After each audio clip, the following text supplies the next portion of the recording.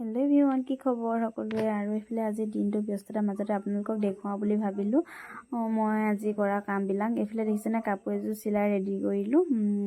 আৰু এইফালে এখন টচৰ গামোচা আৰু ৰিহা চাদৰ ৰিহা এখনে চিলাই মেলি ৰেডি কৰিছোঁ দহি বাতিবৰ কাৰণে।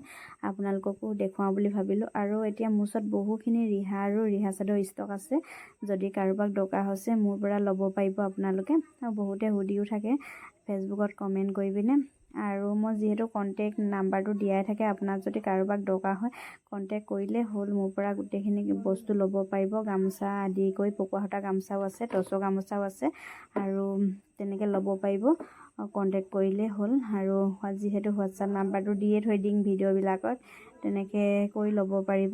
আৰু শিৱসাগৰত হ'লেতো শ্বিপিংটো ফ্ৰীয়ে হয়। আৰু যিহেতু আমাৰ ঘৰ শিৱসাগৰ ওচৰতে, আৰু আপোনালোকে তেনেকৈও ল'ব পাৰিব। আৰু নুনি চাদৰ আছে, নুনি চাদৰ ল'ব পাৰিব। আৰু গাড়ী নুনি চাদৰ আছে, আৰু সেইখিনিও আপোনালোকে মোৰ পৰা ল'ব পাৰিব। আৰু সেইফালে দেখিছেনে দহি বাতিয়ে আছোঁ নহয়। আৰু এইখন দহি বাতি আজি দিব লাগিব মানে, আৰু ৰেডি কৰি লৈছোঁ। আকৌ লগৰ এজনীক হ'লেও যাব লাগিব, তাই মোৰ পৰা কাপোৰ লৈছিলে মানে, দি থৈ আহিম বুলি ক'লোঁ যিহেতু, তাই ঘৰত গৈ দি থৈ আহিব লাগিব। আৰু এইফালে দহি বাতি হ'ব, তেহেঁতৰ ঘৰলৈ যাবলৈ ওলাম আৰু হৈছেই। আৰু এইফালে মই সিহঁতৰ ঘৰলৈ আহিলোঁ, দেখিছেনে সিহঁতৰ ডগীটো মোৰ লগত ফটো